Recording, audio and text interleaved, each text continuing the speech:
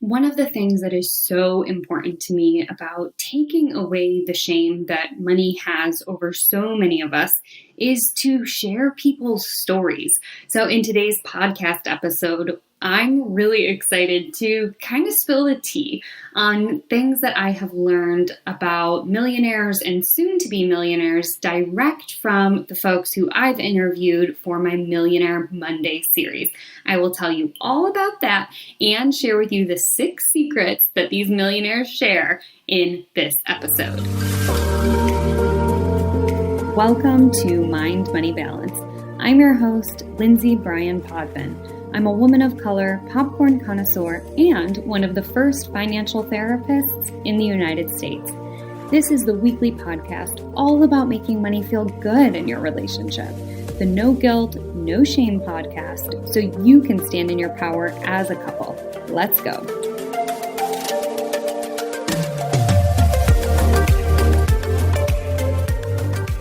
So part of my mission as a financial therapist is about taking away the shame and stigma that so many of us associate with money, right? That's why I lead in with shame-free financial therapy and coaching, because that is a tenet, that is a pillar of my values.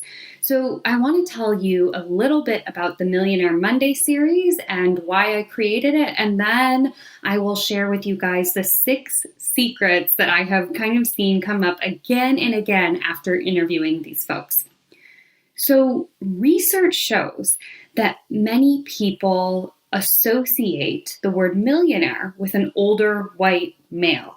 And this is backed up again and again. When I say the word millionaire, most people are going to think of some older white dude, right? Like a Warren Buffett or maybe a Jeff Bezos or a Bill Gates, right? Because that is what is often shown to us. And it's not true, right? Those are not the only folks who are millionaires, though we know again and again that systemic racism and the systems in which we live do make it easier for certain folks to reach that status. My job in providing financial therapy and in providing financial coaching is to highlight other people, because we've heard and seen that it's really hard to become something when you don't see yourself represented in a space. So the Millionaire Monday series was something that I'd created about this time last year. Well, maybe it was a little bit later. It was fall of 2019.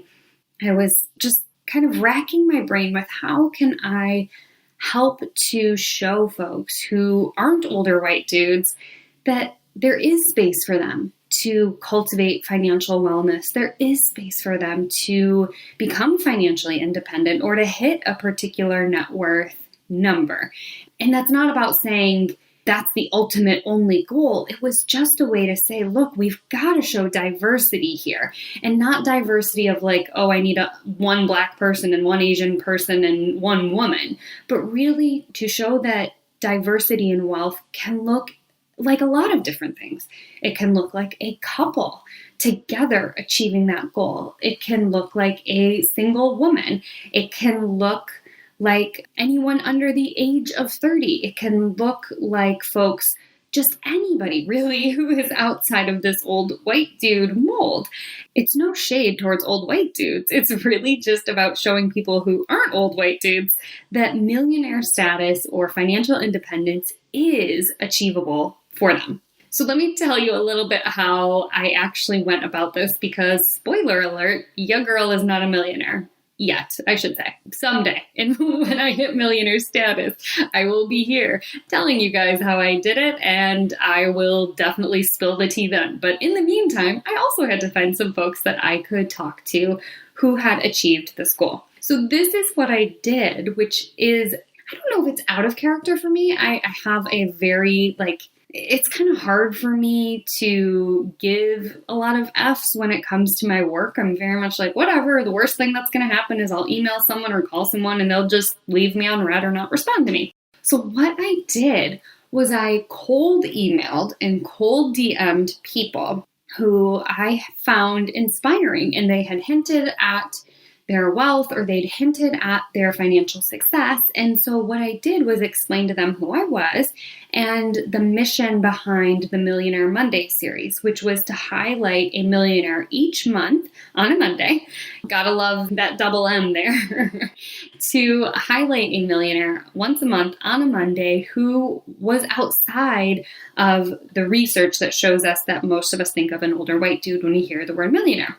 So I explained who I was. I explained that, it was just a quick interview process, and it was really just a way to show people real, true diversity in the way that money looks and in the way that wealth looks. And I also knew that there was a good chance that I was going to send these out and I wouldn't hear back. And surprisingly, or maybe not surprisingly, I don't know, I got an email back that said yes. And then I got a DM back that said, I would love to help, and on and on. Amidst the pandemic that we are experiencing and amidst the racial revolution, I hit pause on publishing the Millionaire Mondays. It just felt a little gauche, tone deaf, if you will. But I really wanted to also celebrate some of the successes that people are having right now when things can seem so tough and so heavy. It's also important to celebrate moments of joy and to celebrate people's wins. So with that, I am bringing back the Millionaire Monday series. So you guys are going to start seeing those again. So let me share with you what I have learned after doing these interviews and learning from these people. And of course, this is not scientific. This is 100% anecdotal. These are just things that I have seen, I have read, I have watched based upon the folks who have said, yes, I would love to share with your audience what it is like to be a millionaire who is outside of this one little bubble. Cool? So with that, let's jump in. Number one, they do not subscribe to the idea that your primary residence is one of your biggest investment.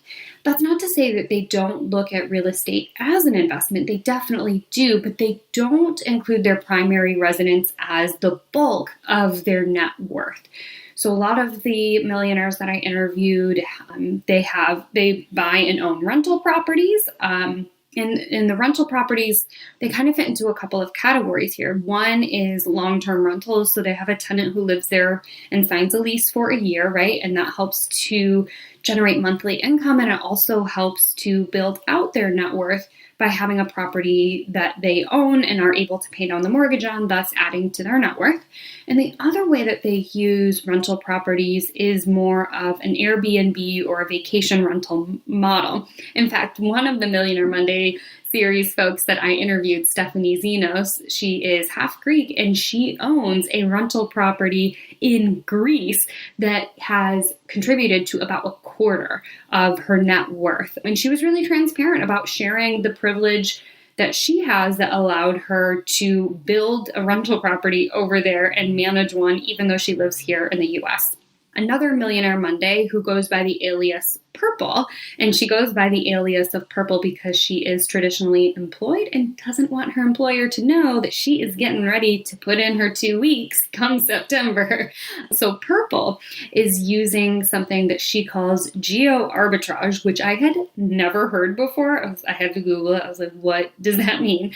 But she's using Geo Arbitrage to help keep down the cost of living as she approaches hitting her retirement number or her FIRE number, which is financial independence, retire early.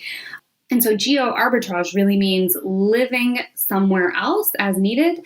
It's a more politically correct way of saying, nomadic or nomad. But she'll be, pending on COVID, kind of bouncing around from country to country, living in places that have lower costs of living, which is really cool. So that's number one, is they don't subscribe to this idea that your primary residence has to be the bulk of your net worth. Number two, they avoid lifestyle creep. Okay? Lifestyle creep is what happens when we make more money than we spend more money. It happens very easily, very organically, and if you've ever gotten a raise, which I hope you have if you're listening to this, take this as a sign to go ask for a raise if you haven't gotten one in a while. But, when you get a raise, You go out and you're like, oh, cool, I'm going to go out to like a nicer dinner, or in our pandemic times, I'm going to order better carryout or whatever that looks like. And instead of that being a one-off thing, all of a sudden it starts to become normal. So what they do is they more or less maintain their current lifestyle even when their income increases. Jonathan and Candace of Meet the Power Couple, who were featured, they cited avoiding lifestyle creep or lifestyle inflation as one of the key ways that they were able to move into millionaire status. They both have good paying jobs, and they were really transparent that had they let those bigger salaries kind of got to them, or they had taken into consideration that they could spend more, they wouldn't have made it to millionaire status when they did. Secret number 3, they give back. They give back to causes that are important to them. It isn't all about their money, and they are really generous by supporting the causes that are important to them and important to their community. So lots of people cited volunteering or mentoring or donating money. The first millionaire that I featured was Rosalind Albra Cobra-Rubias, and she said one thing that she loves to do is speak at youth events and really help to motivate the youth of the U.S. and the Philippines. She's Filipina American, and her mom was from the Philippines, but she was born and raised in L.A., and so she really takes her kind of second-gen immigrant story and talks about how she became a serial entrepreneur and how that helped to propel her forward. And another way that she gives back is she's a music producer. Look her up. She's amazing. She produces Filipino heritage nights in her hometown of LA. So, right, they give back to causes that are important to them, which also helps to buck this myth that millionaires are greedy or they're tightwads or they're like Scrooges, right? They're actually quite generous, again, from my non-scientific anecdotal research. The Mind Money Balance podcast is brought to you by my course, Clarify for Couples. Did you know the average American household spends over $7,000 each year that they don't account for? In this self-paced course, you and your partner will learn all about where you guys are excelling in your relationship with money and the areas you might need to put a little bit more attention toward. You'll also learn about the emotional side of money by immersing yourself in what values are important to you in your household. And finally, you will automate all of your spending and saving with the exact system that I teach all of my clients that helps them to automate their spending so they can focus on things that are important to them. If you're interested in this self-paced budgeting course, head to my website, mindmoneybalance.com/clarify. Let's move on to secret number 4. They find value in their life outside of their net worth, okay? For all of the folks interviewed for Millionaire Monday, aside from Purple, they continued to work even when they hit millionaire status. And it wasn't because they had ingrained this belief of hustling, but they really knew the value on their mental health to have a routine and a purpose in their lives besides just focusing on their money. So, and some of them left their careers, but they picked up other side hustles. So again, Stephanie Zenos, who I'd mentioned earlier, she said once she hit millionaire status and stopped working a traditional job, she started actually using what she had learned and started teaching money workshops to women. And she also started teaching bar classes for fun, which, side note, I used to teach bar classes for fun and because I got paid and because then I got to take bar classes for free. Anyway, maybe that'll be one of my tips when I hit Millionaire Monday status. But yeah, they find value in their life outside of just focusing on their money, which is key. Secret number 5, their investment strategies are pretty vanilla. For another couple that I featured, Treslin and Corey, they said they don't really believe in get-rich-quick schemes. They said they're not very creative with their investing, which, I don't know, I think it's pretty creative to hit millionaire status when you're in your early 30s. But what they said is they really invest long-term through low-cost investments and dollar-cost averaging. And this was a theme I heard again and again. Most of the millionaires I interviewed said they are huge fans of low-cost index funds. For sure, there were a couple of folks who used other methods. Michelle Bosch is a land investor. And so what she does is buys and flips land, like not houses, but land. So you should definitely check out that interview for how she did that. But hers was honestly a little bit of an outlier. Most of the other millionaires that I had interviewed were like, no, we just kind of every single month throw some money into an index fund, which is also great to know, right? You don't have to be choosing stocks. You don't have to be, buying and selling left and right. You don't have to have this deep knowledge of the stock market in order to generate wealth. So that to me was also really reassuring. It was like, well, that's what I do. I put my money every month into a low-cost index fund. And I'm not sponsored by Vanguard, but I use Vanguard, and a couple other folks who were interviewed also used Vanguard because they were kind of the pioneers of the low-cost index funds. I will say their website could use a little zhuzhing, but their customer service is impeccable, which is why I've stayed with them for so long. All right, moving on to the final secret of our millionaires. They don't keep around the people who aren't supportive, okay? So this is going to be an old reference, but it was the first thing that came to mind. And it was like, they very much do what Ariana Grande has sung about. They say, thank you, next, to the people around them who are not supportive, okay? So whether it's family, coworkers, friends, they don't let a little snarky comment or side eye distract them from their why. And they all said they had a reason why achieving financial independence or freedom or hitting millionaire status was important to them. So they wouldn't get thrown off if they were practicing a little bit of conscious spending and had a friend who said, why are you doing that? You're being so cheap. You're being so frugal. You can buy it, right? They kind of stuck with their why, right? They didn't get thrown off of their game when somebody said I can't believe you manage rental properties. Isn't that old? Isn't that hard? So they really acknowledged that not everyone is going to be supportive of your journey, and that's okay. And rather than try and change others' opinions, what they really did was said, look, we're going to find people who get us. We're going to find people who support us, and we are going to be surrounded by people who are interested in doing what we are doing. So whether that was entrepreneurs who were out there in other entrepreneur groups, whether that was folks who identified as investors, they found investing clubs. For Nick and Courtney, another couple that I had featured for them, they were also a part of the FIRE communities. They said that was really important to them, was to be engaged in online groups and to share their story in a blog that also helped them to get support as they navigated through getting to financial independence. So they moved on from people who aren't supportive and actively sought out people who were going to cheer them on. Those are the 6 secrets. I will go over them once more so you can get them in your little noggin and use them to your advantage as you work on your journey of financial wellness. So number 1, they don't use their primary home as their biggest investment.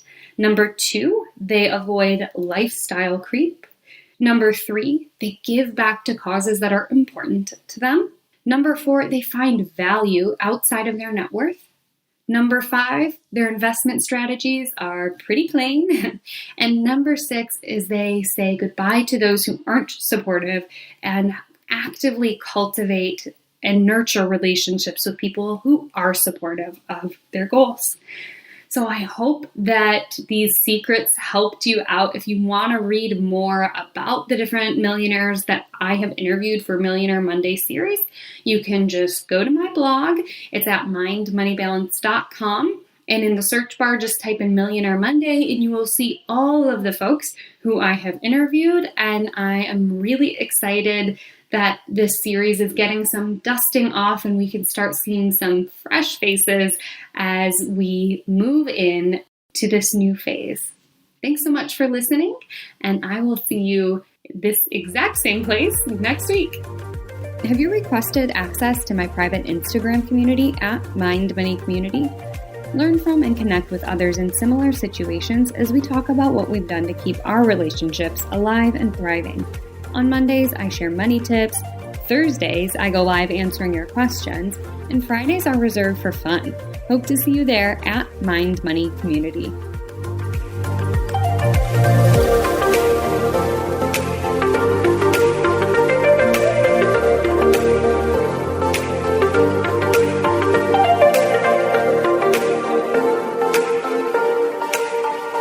Neither the host or guests are rendering legal, accounting, clinical, medical, or other professional information. If you want professional help, please seek it out.